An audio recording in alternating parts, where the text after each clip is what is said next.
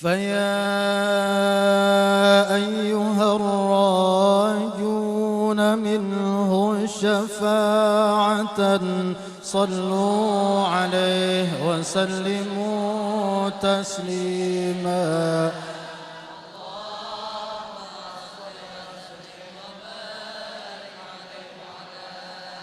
يا أيها المشتاقون إلى رؤيا جماله صلوا عليه وسلموا تسليما.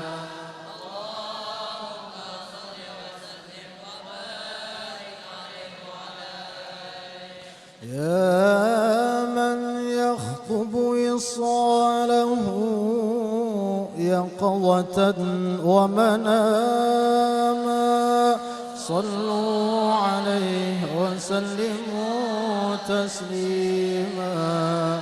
اللهم صل وسلم يا ربي صل على محمد أشرف بدر في الكون أشراق.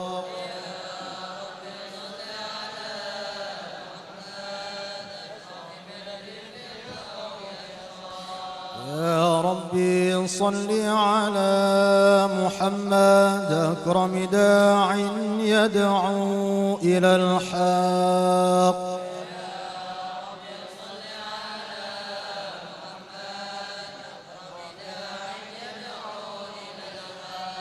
يا ربي صل على محمد المصطفى الصادق المصدق.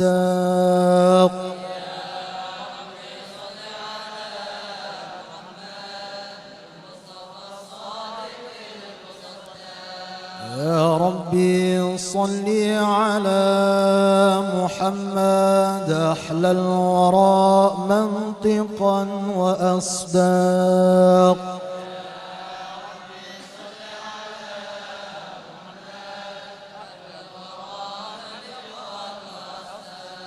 يا ربي صل على محمد أفضل من بالتقى تحقق.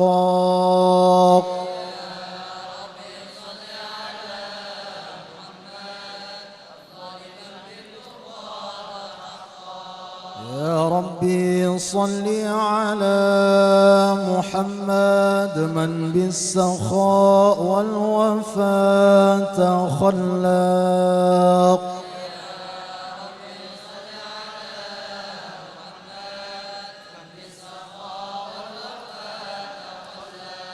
يا ربي صل على محمد واجمع من الشمل ما تفرق.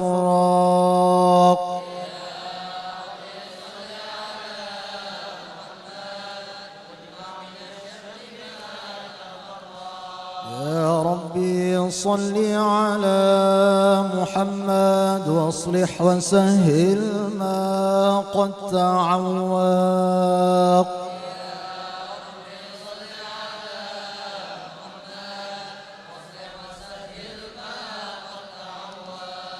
يا ربي صل على محمد وافتح من الخير كل مغلاق.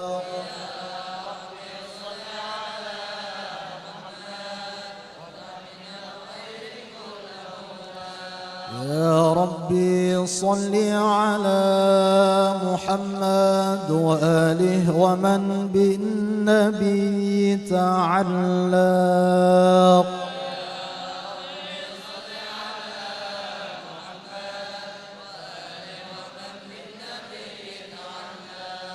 يا ربي صل على محمد وآله ومن للحبيب يعشق.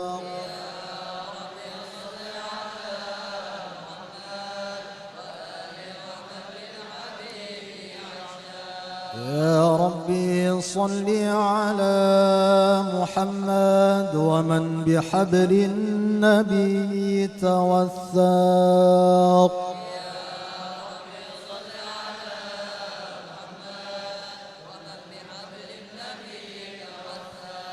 يا ربي صل على محمد، يا ربي صل عليه وسلم.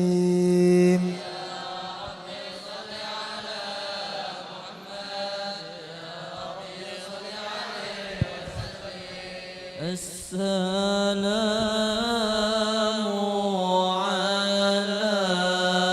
عليك زين الأنبياء.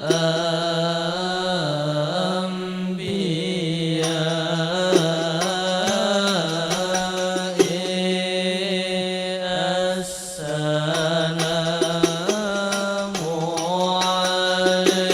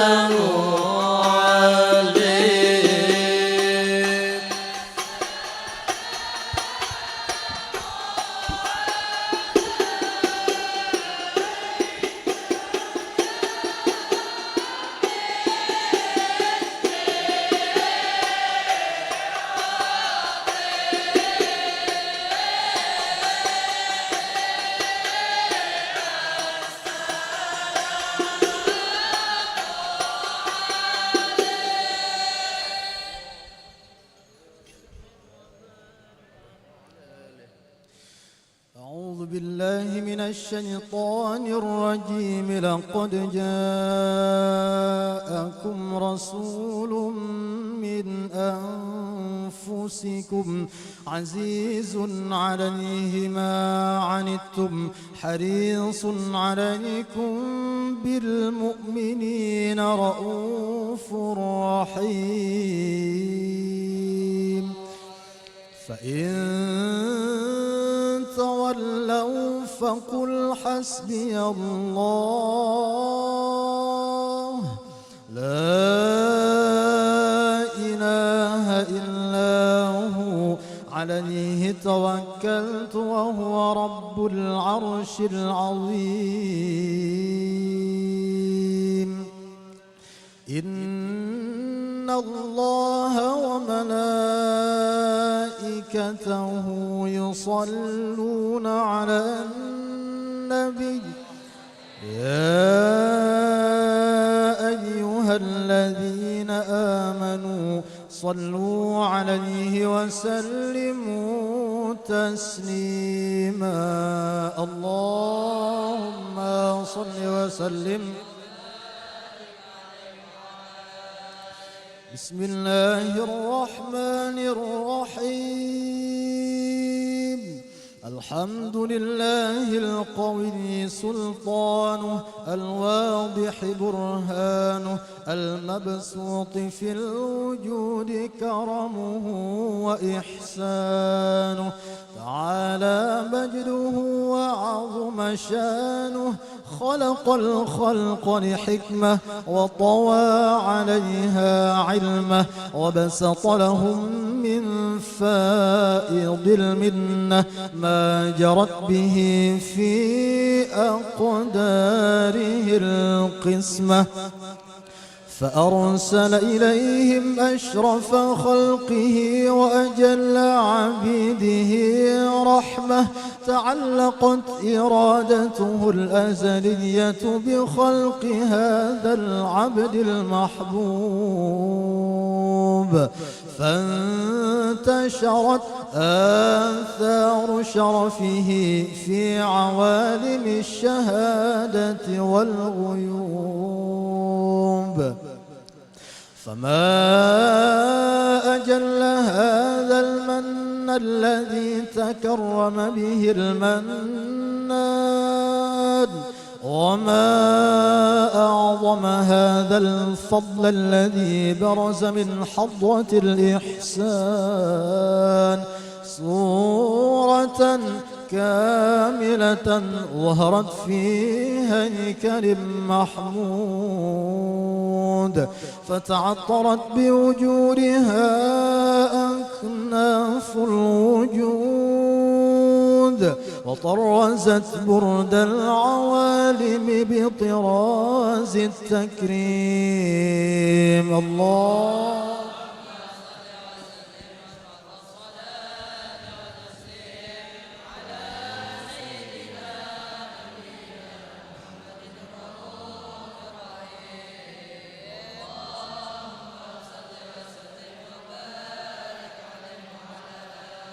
اللهم صل وسلم وبارك عليه وعلى آله. تجلى الحق في عالم قدسه الواسع تجليا قضى بانتشار فضله في القريب والشاسع. فله الحمد الذي لا تنحصر أفراده بتعداد ولا يمل تكراره بكثرة ترداد. حيث أبرز من عالم الإمكان صورة هذا الإنسان ليتشرف بوجوده الثقلان وتنتشر أسراره في الأكوان. فما من سر اتصل به قلب منيب إلا من سوابغ فضل الله على هذا الحبيب. يا لقلب سروره قد توالى بحبيب عم الأنام نوالا جل من شرف الوجود بنور غمر الكون بهجة وجمالا قد ترقى في الحسن أعلى مقام وتناهى في مجده وتعالى لاحظته العيون فيما اجتلته بشرا كاملا يزيح الضلالا وهو من فوق علم ما قد رأته رفعة في شؤونه وكمالا فسبحان الذي أبرز من حضرة الامتنان ما يعجز عن وصفه اللسان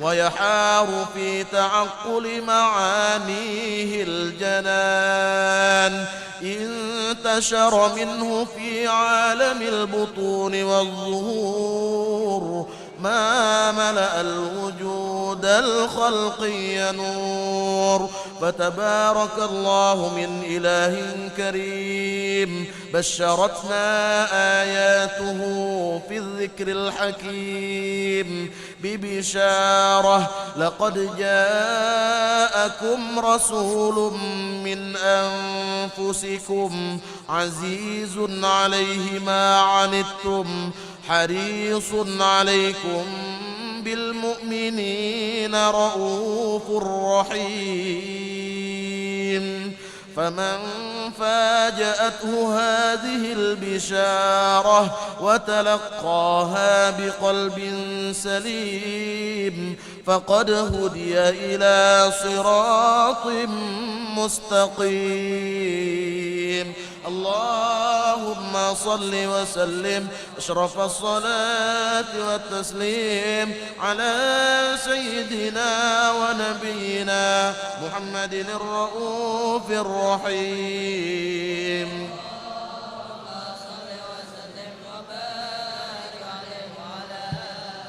وأشهد أن لا إله إلا الله وحده لا شريك له شهادة تعرب بها اللسان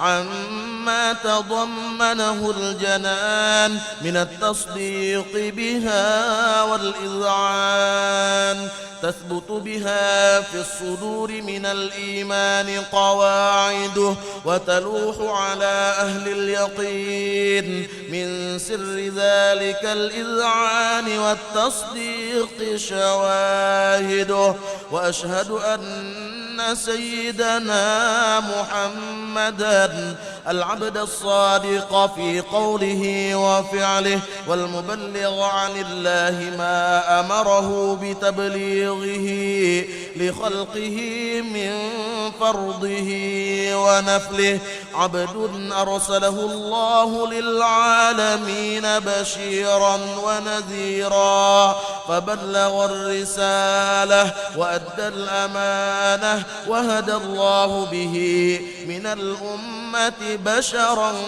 كثيرا فكان في ظلمة الجهل للمستبصرين سراجا وقمرا منيرا فما أعظمها من منة تكرم الله بها على البشر وما أوسعها من نعمة انتشر سرها في البحر والبر اللهم صل وسلم بأجل الصلوات وأجمعها وأزكى التحيات وأوسعها على هذا العبد الذي وفى بحق العبودية وبرز فيها في خلعة الكمال وقام بحق الربوبية في مواطن الخدمة لله وأقبل عليه غاية الإقبال صلاة يتصل بها روح المصلي عليه به صلاة يتصل بها روح المصلي عليه به صلاة يتصل بها روح المصلي عليه به فينبسط في قلبه نور سر تعلقه به وحبه ويكتب بها بعناية الله في حزبه وعلى آله وصحبه الذين ارتقوا صهوة المجد بقربه وتفيأوا ظلال الشرف الأصلي بوده وحبه ما عطر الأكوان بنشر ذكراه النسيم. اللهم صل وسلم أشرف الصلاة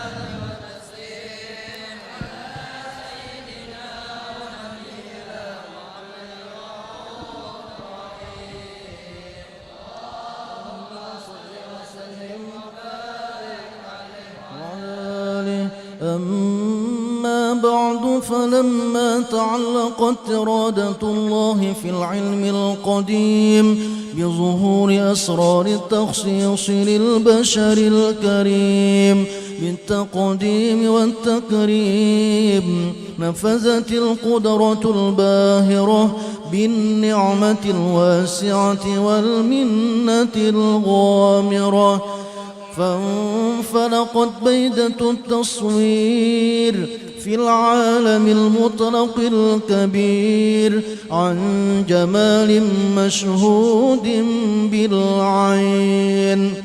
حاول لوصف الكمال المطلق والحسن التام والزين فتنقل ذلك الجمال الميمون في الأصلاب الكريمة والبطون فما من صلب ضمه إلا وتمت عليه من الله النعمة فهو القمر التام الذي يتنقر في بروجه ليتشرف به موطن استقراره وموضع خروجه. وقد قضت الأقدار الأزلية بما قضت وأظهرت من سر هذا النور ما أظهرت وخصصت به من خصصت فكان مستقره في الأصلاب الفاخرة والأرحام الشريفة الطاهرة حتى برز في عالم الشهادة بشرا لا كالبشر ونورا حير الأفكار ظهوره وبهر فتعلقت همة الراقم لهذه الحروف بأن يرقم في هذا القرطاس ما هو لديه من عجائب ذلك النور معروف.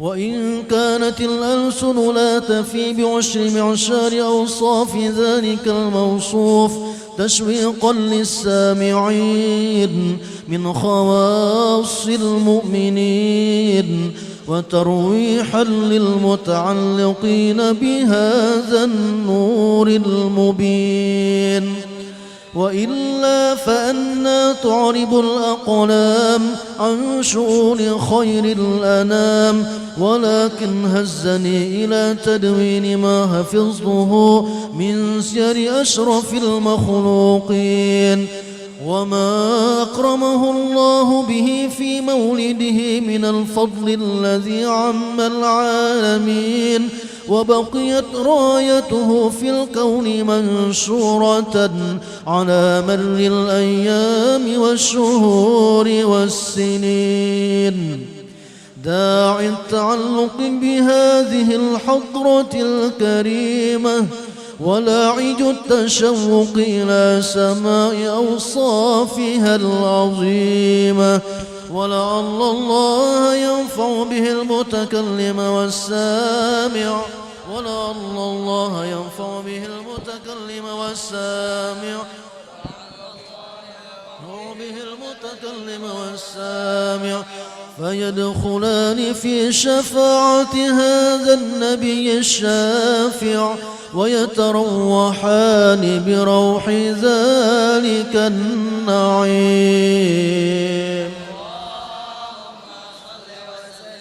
أشرف الصلاة والتسليم على سيدنا ونبينا محمد الرؤوف الرحيم. بارك عليه وعلى آله. وقد آن للقلم أن يخط ما حركته فيه الأنامل مما استفاده الفهم من صفات هذا العبد المحبوب الكامل وشمائله التي هي أحسن الشمائل. وهنا حسن أن نثبت ما بلغ إلينا في شأن هذا الحبيب من أخبار وآثار ليتشرف بكتابته القلم والقرطاس وتتنزه في حدائقه الأسماء والأبصار. وقد بلغنا في الأحاديث المشهورة أن أول شيء خلقه الله هو النور المودع في هذه الصورة. فنور هذا الحبيب أول مخلوق برز في العالم ومنه تفرع الوجود خلقا بعد خلق فيما حدث وما تقادم. وقد أخرج عبد الرزاق بسنده عن جابر بن عبد الله الأنصاري رضي الله عنهما قال: قلت يا رسول الله بأبي وأمي أخبرني عن أول شيء خلقه الله قبل الأشياء. قال: يا جابر إن الله خلق قبل الأشياء نور نبيك محمد صلى الله عليه وسلم من نوره. وقد ورد من حديث أبي هريرة رضي الله عنه أنه قال: قال رسول الله صلى الله عليه وسلم: كنت أول النبيين في الخلق وآخرهم في البعث. وقد تعددت الروايات بأنه أول الخلق وجودا وأشرفهم مولودا. ولما كانت السعادة الأبدية لها ملاحظة خفية اختصت من شاءت من البرية بكمال الخصوصية، فاستودعت هذا النور المبين أصلاب وبطون من شرفته من العالمين. فتنقل هذا النور من صلب آدم ونوح وإبراهيم حتى أوصلته يد العلم القديم إلى من خصصته بالتكريم أبيه الكريم عبد الله بن عبد المطلب ذي القدر العظيم، وأمه التي هي في المخاوف آمنة السيدة الكريمة آمنة. فتلقاه صلب عبد الله فألقاه إلى بطنها فضمته أحشاؤها بمعونة الله محافظة على حق هذه الدرة وصونها، فحملته برعاية الله كما ورد عنها حملا خفيفا لا تجد له ثقلا ولا تشكو منه ألما ولا عللا، حتى مر الشهر بعد الشهر من حمله وقرب وقت بروزه إلى عالم الشهادة لتنبسط على أهل هذا العالم فيوضات فضله وتنتشر فيه آثار مجده الصميم.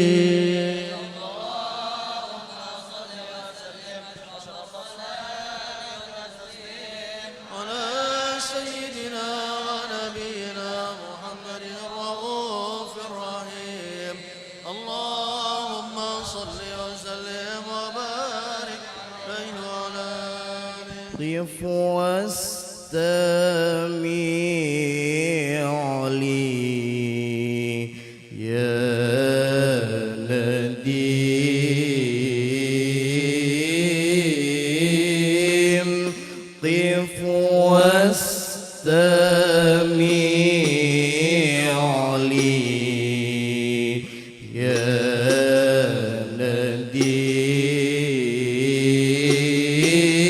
نديم قولا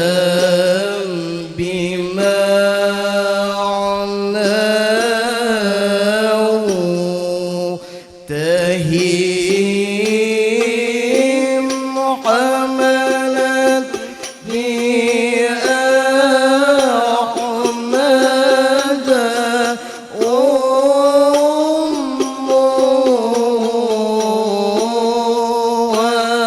والسعد كان لها خديم حملت بأحمد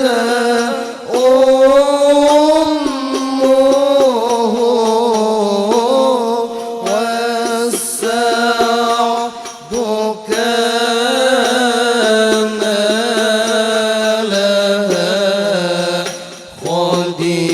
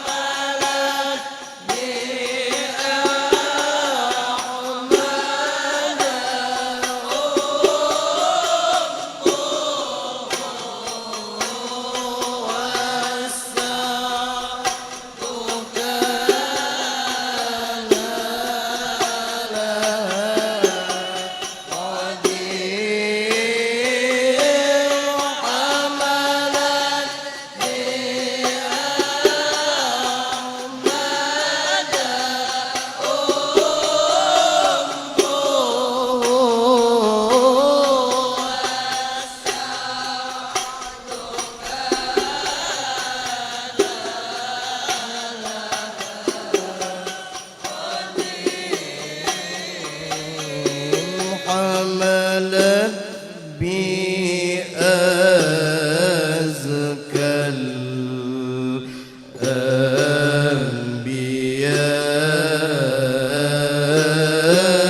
الأنبياء حملت بأزكى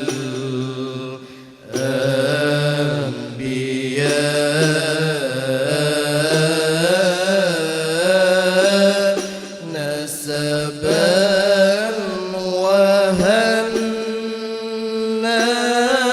وهناها الكريم بشراك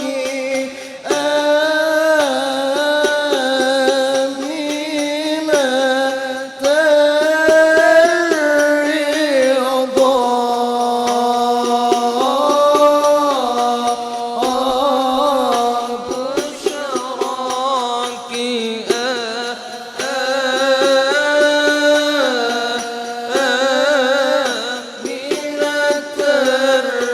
الرضا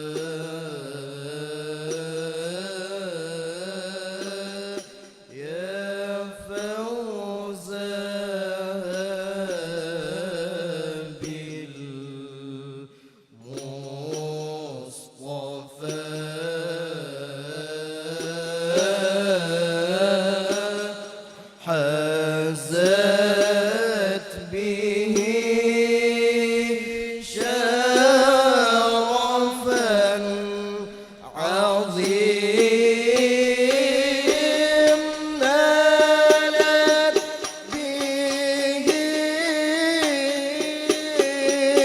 كل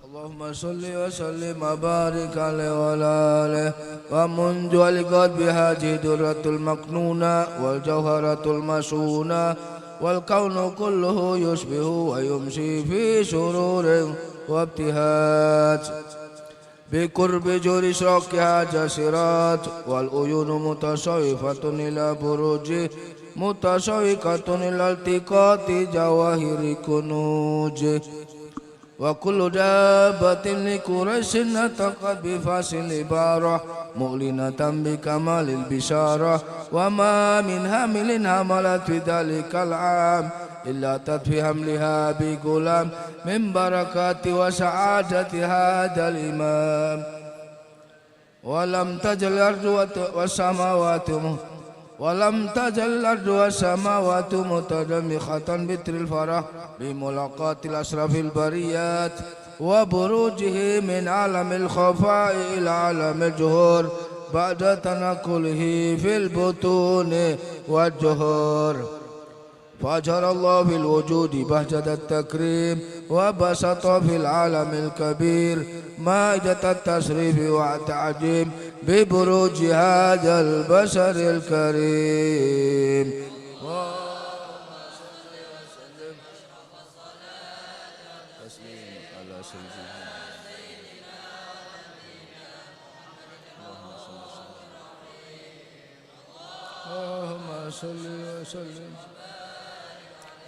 اللهم صل وسلم وبارك عليه وعلى آله فهنا كربا وجه هذا الحبيب علنت السماوات والأرضون ومن فيهن بالترهيب وأمطار الجود الإلهي على أهل الوجود تشد وألسنة الملائكة بالتبشير للعالمين تائد. سبحان الله الحمد لله ولا إلا الله والله أكبر. سبحان الله لا إله إلا الله والله أكبر. سبحان الله الحمد لله إلا الله والله. والقدرة كشفت كنا هذا المستور ليبرج نوره كاملا في عالم الجهور نورا فاق كل نور. وأنفذ الحق على من أتم الله عليه النعمة من خواص الأمة أن يحضر عند وجه أمة تانسا لجنابها المشهود ومشاركة لها فيها جسمات الممدود.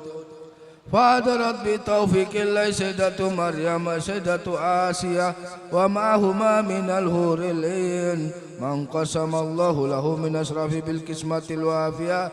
فأتى الوقت الذي رتب الله على حضوره وجود هذا المولود فانفلق شب الكمال من النور عن عمود وبرز الحامد المحمود مدنا لله بالتعجيم والسجود.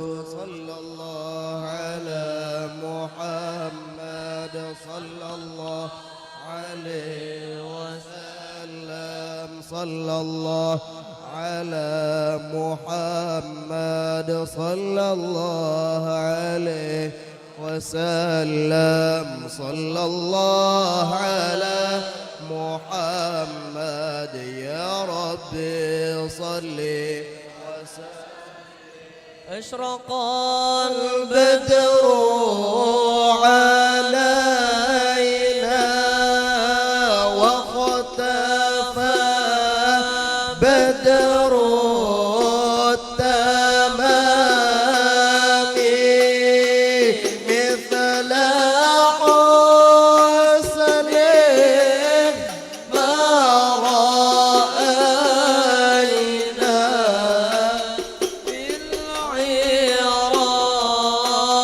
بالعراقين وشام.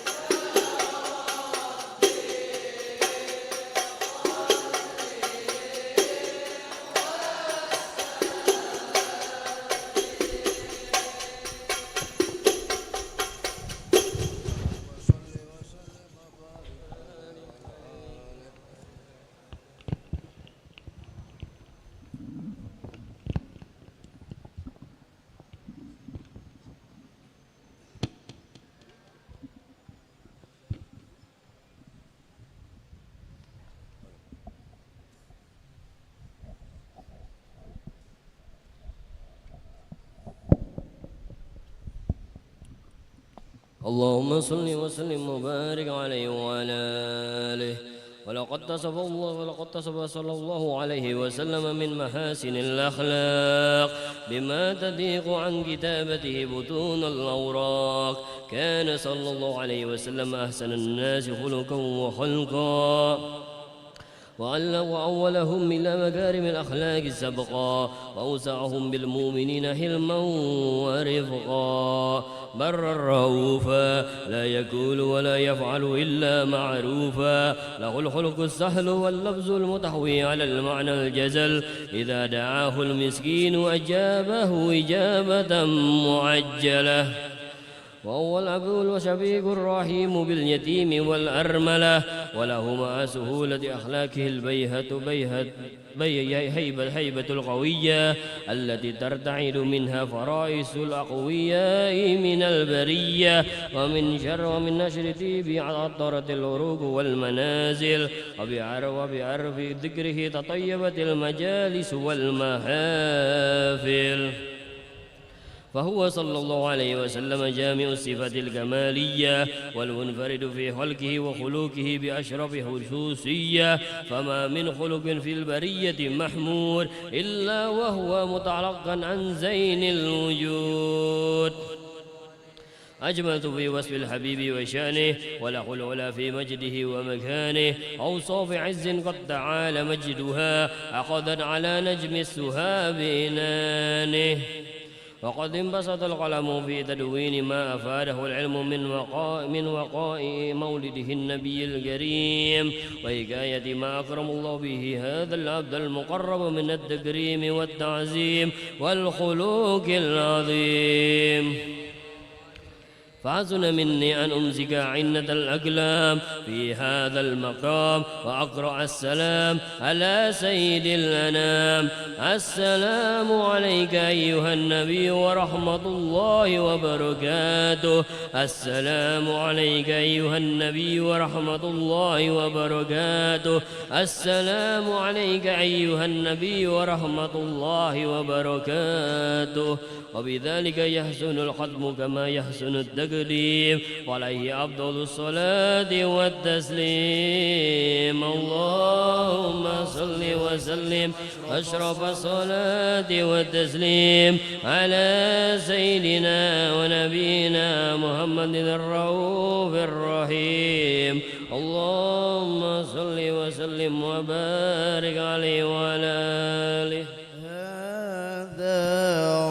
ربيع أتى بالبشر يبتسم لأجل طه الذي بالله يعتصم.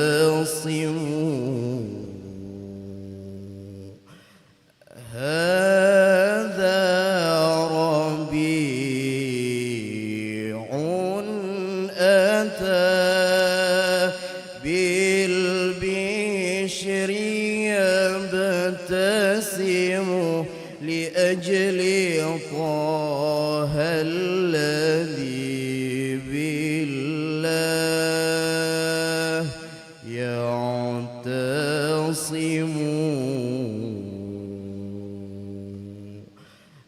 هادي الأنام حبيب الله شافعنا غوث وعون به الإحسان والكرم. هادي الأنام هادي الأنام حبيب الله شافعنا غوث وعون به الإحسان والكرم. هادي الأنام أصبح الكون مسرورا بطلعته وأصبح الكون مسرورا بطلعته والأرض تزهو به والبيت والحرم وأصبح الكون مسرورا بطلعته وأصبح الكون مسرورا بطلعته والأرض تزهو به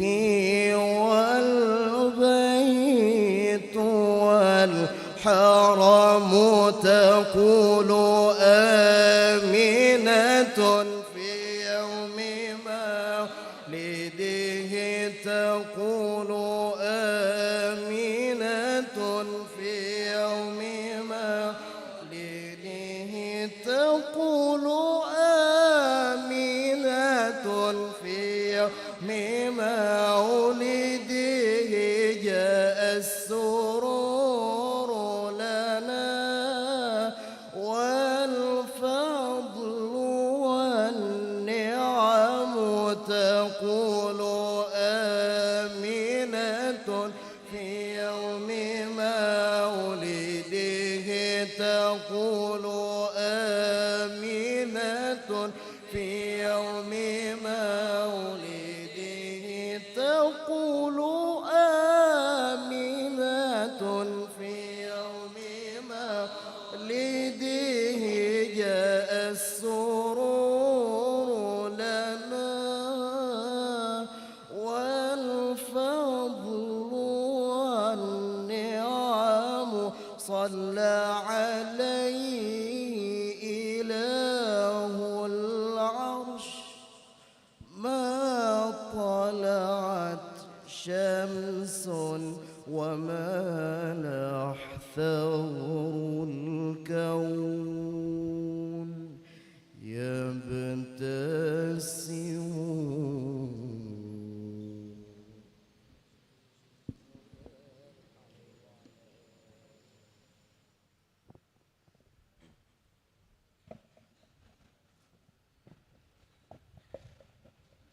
بسم الله الرحمن الرحيم الحمد لله رب العالمين اللهم صل وسلم على سيدنا محمد في الأولين اللهم صل وسلم على سيدنا محمد في الآخرين اللهم صل وسلم على سيدنا محمد في كل وقت وحين اللهم صل وسلم على سيدنا محمد في الملأ الأعلى إلى يوم الدين اللهم صل وسلم على سيدنا محمد وعلى آله وصحبه أجمعين ولما نظم الفكر من دراري الأوصاف المحمدية عقودا توجهت إلى الله متوسلا بسيدي وحبيبي محمد صلى الله عليه وسلم أن يجعل سعي فيه مشكورا وفعلي فيه محمودا وأن يكتب عملي في الأعمال المقبولة وتوجهي في التوجهات الخالصة والصلات الموصولة اللهم يا من إليه تتوجه الآمال فتعود ظافرة وعلى باب عزته تحط الرحال فتغشاها منه الفيوضات الغامرة نتوجه إليك بأشرف الوسائل لديك سيد المرسلين عبدك الصادق الأمين سيدنا محمد الذي عمت رسالته العالمين أن تصلي وتسلم على تلك الذات الكاملة مستودع أمانتك وحفيظ سرك وحامل راية دعوتك الشاملة العبد الأكبر المحبوب لك والمخصص بالشرف الأفخر في كل موطن من مواطن القرب والمظهر قاسم إمدادك في عبادك وساكي كؤوس إرشادك لأهل ودادك سيد القونين وأشرف الثقلين العبد المحبوب الخالص المخصوص منك بأجل الخصائص اللهم صل وسلم عليه وعلى آله وأصحابه وأهل حضرة اقترابه من أحبابه اللهم إنا نقدم إليك جاه هذا النبي الكريم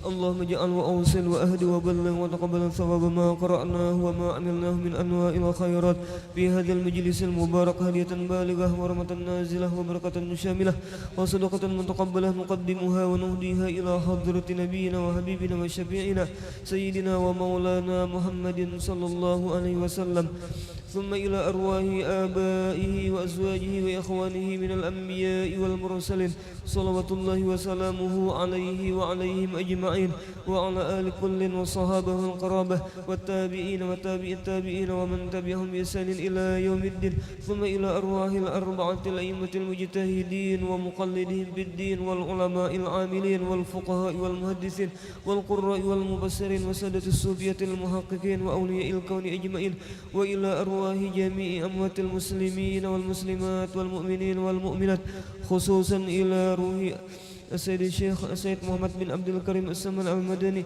وخليفته مولانا الشيخ محمد أرشد بن عبد الله كلامبين البنجري والشيخ سعد الدين محمد طيب بن مفتي محمد أسعد تانيران وديت أحمد بن مفتي محمد أسعد بالمau والشيخ محمد كشف الأنوار بن هجي إسماعيل والشيخ محمد شرواني عبد بانغل والشيخ محمد سلمان مليا وسلمان جليل ثم إلى أرواح جميع مشايخنا ومعلمينا وأساتذنا في المعهد دار السلام مرتapura ثم إلى روح شيخنا ومربي أرواحنا ومرشدنا العالم العلامة العارف بالله الشيخ محمد زين بن عبد الغني سقمبول البنجري وهجي جويرية بنت هجي سليمان وتوان guru haji Athaillah bin tuan guru haji Abdul Qadir wa tuan guru haji Muhammad Arifin bin tuan guru haji Athaillah wa tuan guru haji Ahmad Mawardi bin tuan guru haji Muhammad Arifin wal Habib Zainuddin bin Al Habib Abu Bakar As-Sagab wasah wa haji Ibrahim bin Haji Anan wa guru haji Muhammad Saman bin Kumal wa guru haji Fuad Fakhruddin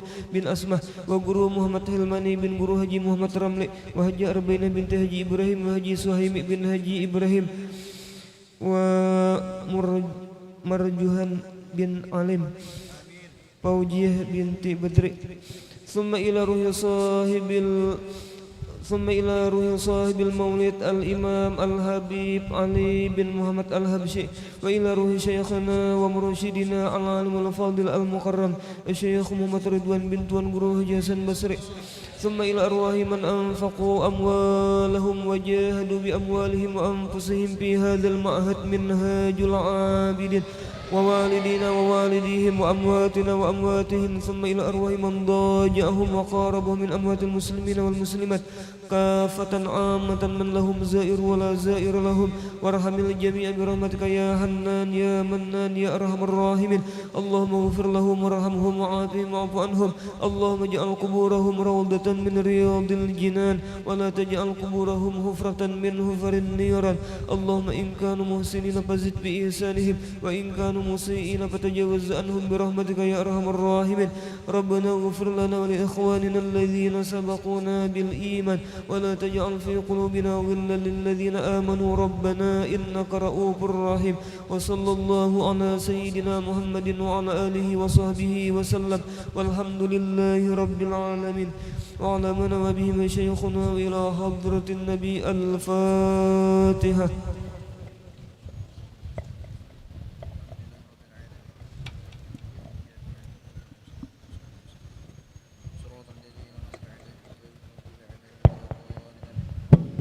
Bismillahirrahmanirrahim. Alhamdulillah Allahumma salli ala sayyidina Muhammadin wa ala alihi wasallam ajma'in. Allahumma salli kafi'al khairat Allahumma salli wa sallim ala sayyidina Muhammadin miftahi babi rahmatillah adada ma fi ilmillah salatan wa salaman daimaini bidawami mulkillah wa ala alihi wa sahbihi Allahumma ja'al fi ta'atika faruhi wa sururi wa fi mardatika jami'a umuri Allahumma ya alim bihalati wa mutali ala sarairi wa niyyati اغني جميع حاجاتي واغفر ذنوبي وسيئاتي وتجاوز عن خطيئتي وزلاتي وتقبل جميع حسناتي وسامحني فيما مضى وما يأتي واكتبني في ديوان سادتي واسلك بي سبيل نجاتي في حياتي ومماتي اللهم إني طامع في عطاك راغب في رضاك مستسلم لقضاك فاكتبني من أولياك واسلك سبيل هداك ولحقني بأسبياك صلى الله على سيدنا محمد وعلى آله وصحبه وسلم سبحان ربك رب العزة عما يصفون وسلام على المرسلين والحمد لله رب العالمين من سر الفاتحة.